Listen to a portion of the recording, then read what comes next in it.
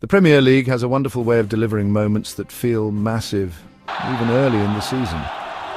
Today, on a crisp September afternoon, all eyes were on North London for a true heavyweight contest. Arsenal, Manchester City.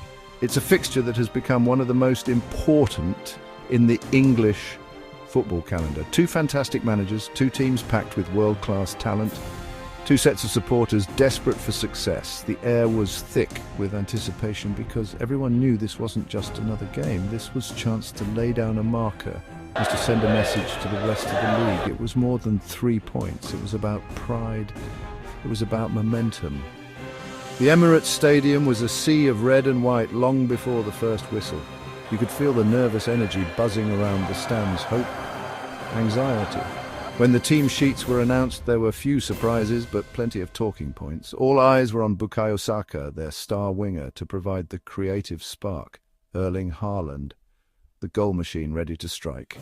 As the referee blew his whistle to start the match, the roar from the crowd was immense. The contest had finally begun. The game started at a frantic pace, just as everyone expected. Arsenal, roared on by their home supporters, had the first real chance. Gabriel Martinelli on the left wing. City's goalkeeper Ederson was equal to it. He dived low to his right and pushed the ball away. Manchester City slowly began to find their rhythm, calming the game down with their famous possession-based football. Rodri started to see more of the ball. He sprayed passes to the left and to the right. Their first big opportunity came from a moment of magic from Kevin De Bruyne. He spotted a clever run from Phil Foden and played a beautiful defence-splitting pass.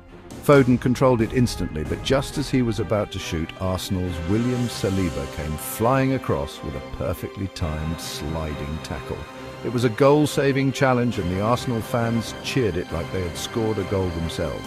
The rest of the first half was a fascinating tactical battle. It was like a high-stakes chess match. Every pass was contested, and every tackle was met with a roar of approval or a groan of frustration. Arsenal's midfield, led by the tireless Declan Rice, worked incredibly hard to close down space. This meant that Erling Haaland, City's main goal threat, was very quiet. He was well marshalled by Arsenal's central defenders, who didn't give him an inch of space. As the half-time whistle blew, the score was still 0-0.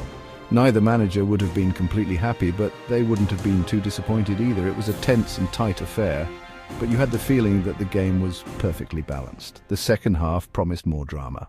The teams returned for the second half. You could sense a change in intensity. Manchester City came out with a renewed purpose, looking to stamp their authority on the game. The breakthrough came around the 55th minute.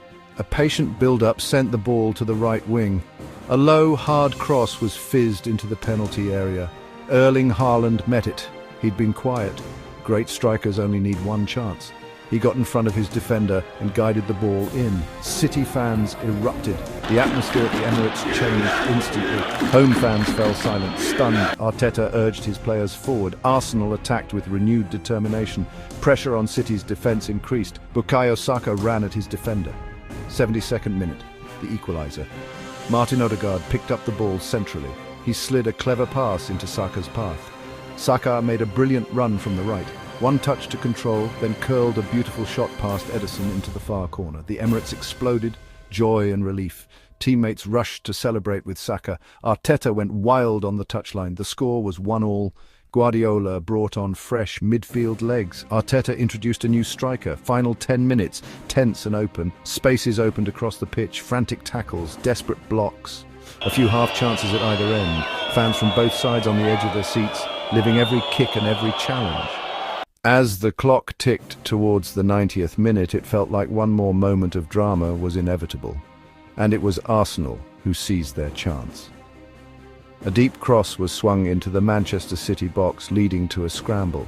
The ball dropped to Leandro Trossard on the edge of the area. He was one of the substitutes. Without hesitation, he struck the ball on the volley. It took a slight deflection off a defender, wrong-footing the goalkeeper. The ball spun into the back of the net.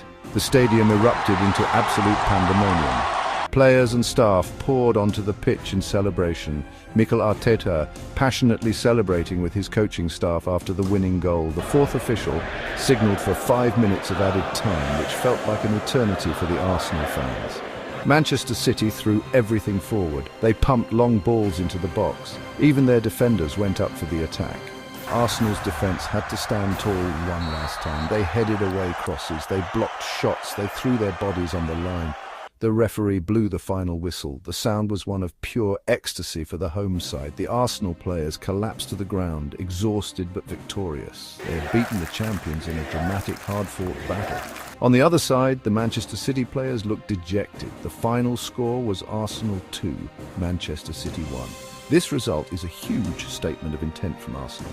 Beating their main rivals will fill them with immense confidence. It sends a clear message they are genuine title contenders. But for today, the bragging rights and the crucial 3 points belong to Arsenal. What a game! What a fantastic